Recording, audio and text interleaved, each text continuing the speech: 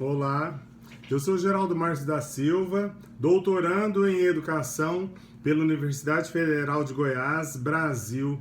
É uma honra participar da 10ª jornada virtual em pesquisa científica da cidade de Porto, Portugal.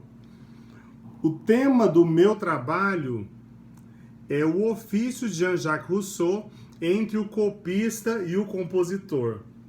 E para essa discussão, eu trouxe 3 livros do Rousseau. Rousseau, Juiz de Jean-Jacques, é um diálogo que ele vai contando as histórias dele enquanto pesquisador e defendendo toda a sua obra, todo seu trabalho. Outro livro é o Dicionário de Música, parte dele, para a gente entender o que é o ofício de compositor e de copista, e as confissões que ele escreve para justamente falar de como que foi essa vida de copista. O que é copista no século XVIII? Onde não tinha impressão, existia o quê? O trabalho dos monges, que era copiar os livros e tudo mais. Chegou-se então, que começa isso no século XIII, né? Chegou então no século XVIII. O serviço de copista, até pouco tempo atrás, era uma profissão muito forte entre os músicos, principalmente os músicos de orquestras, porque precisa fazer a cópia do original ou cópia da cópia para execução da música. Haja vista que no século XVIII a cópia realmente era a base da pena e do tinteiro. Rousseau então aprende a esse ofício de ser copista, e muito difícil esse ofício, porque não se pode errar as figuras musicais quando vai se registrar ali na pauta musical. E aí o serviço de copista é cobrado por página. Para se fazer uma cópia de qualquer partitura musical, principalmente nessas partes cavadas, e no livro traz a tradução como se fosse partes separadas. Na tradição musical, nós falamos a parte cavada, que é a parte de cada linha musical referente a cada instrumento. Então, além dele fazer a cópia da parte cavada de cada instrumento musical, de um grupo musical distinto, o grupo barroco, composto por violino, contrabaixo, violoncelo, flauta, percussão, então tudo separado para fazer depois a junção na prática orquestral. Então é muito dispendioso. Além dele fazer a parte de todos os instrumentos, fazia também a parte cavada. E esse ofício era muito penoso. Mas o Rousseau fala o seguinte: olha, ele não carece de pensar. Quem é copista faz por fazer, e aí até dá um refresco no pensamento quando se tem a possibilidade de fazer esse ofício, fazer essa profissão. Agora, tem o outro lado da questão, a profissão de ser compositor, muito diferente de ser copista.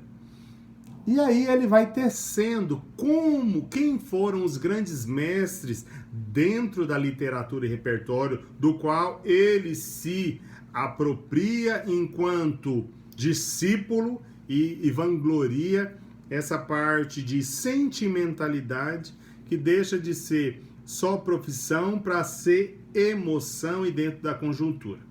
Rousseau não perde o elo de sempre remontar aos primórdios e falar da natureza da suntuosidade musical quando se refere-se à natureza. E os princípios dessa natureza que abrange o quê? Uma posição enquanto aquilo que ele acredita e aquilo que ele está em voga. Então, tanto nos diálogos de Rousseau, Juiz de Jean-Jacques, quanto no dicionário de músicas e confissões, ele vai abordando lá o que? O papel do copista, o papel do compositor. Lembrando que ser copista é árduo, é difícil, envolve o quê? Muita concentração, muita habilidade, não se pode errar. E o compositor mais ainda, porque o compositor, na concepção do Rousseau, é o próprio artéfice, diferente. Esse sim usa a emoção, usa muito a razão e desemboca o quê? Toda a possibilidade de criar. E criar não é tarefa fácil também, requer muita concentração, muito estudo, muitas habilidades, altas habilidades, para ser o quê? Para ser o compositor. E não é para qualquer um. Ele fala que deve-se ter dom para isso. Mas é um dom que ele admite que já é oriundo da própria natureza sensitiva do ser humano. Esse dom, ele não é construído na sociedade, ele vem da natureza e ele faz parte da inerência do ser humano na sua condição de artista. E aí eu vou tecendo o texto conforme os pensamentos do Rousseau, diferenciando a arte o ofício de ser copista e o ofício de ser compositor. Lembrando que o Rousseau era os dois. Ele era tanto copista quanto compositor. E aí nós fizemos um trabalho de 15 páginas relatando todo essa experiência musical no quesito de profissão mesmo do Rousseau enquanto compositor e copista. Eu vou abrir aspas para colocar alguns pensamentos dele dentro do interim do que vai ser apresentado enquanto texto para a 10ª Jornada Virtual Internacional em Pesquisa Científica.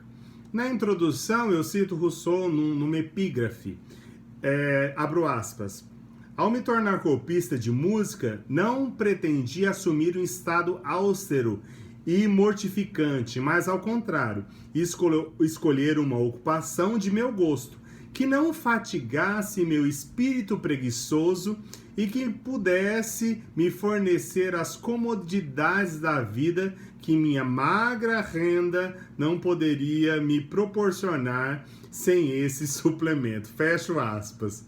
É engraçado, né? Quando o Rousseau se coloca nesses lugares assim de necessidade e de muita humanidade, né? No desenvolvimento, eu coloco outra epígrafe.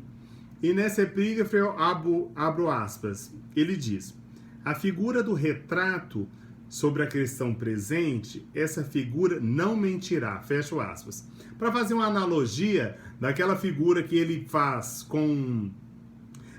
que David Hume paga para um amigo fazer dele, e ele pensa que esse retrato que fizeram dele não tem nada a ver com a originalidade, ou seja, o que ele é de fato na vida real, porque foi colocado muitos ornamentos e muita figuração, e ele fala o seguinte: não, isso não tem nada a ver comigo, isso aí é uma cópia. E aí, dentro desse conceito de cópia, eu trago para a concepção dele de cópia. Do que é a cópia e o gosto ou não por essa cópia. E é muito interessante como ele vai construindo nas Confissões, no Rousseau, Juiz de Jean-Jacques, o pensamento dele com relação à crítica à sociedade em que ele viveu no século XVIII e a tudo que foi construído. Agora, eu faço uma pergunta nas considerações finais. Se Rousseau estivesse vivo hoje, qual seria a profissão dele? É até engraçado, né? Quem sabe ele poderia ainda desenvolver o ser copista e o ser compositor dentro dessa era digital, como arranjador ou como próprio compositor. Será que ele não seria um programador musical? Trabalharia com Finale, Sibelius, o Dórico, o Music Store, o Nation, o Rose Garden, o Fate It, o Music Card. Quem sabe ele estaria aí trabalhando nas mídias digitais e com todas essas possibilidades que temos hoje em dia. Muito obrigado, espero que vocês todos possam ler o texto que eu encaminhei para o 10ª Jornada Virtual Internacional em Pesquisa Científica da cidade de Porto, Portugal. É uma honra participar desse momento e vamos para frente, porque estudar é viver. Um abraço forte para todos vocês e até logo, até breve.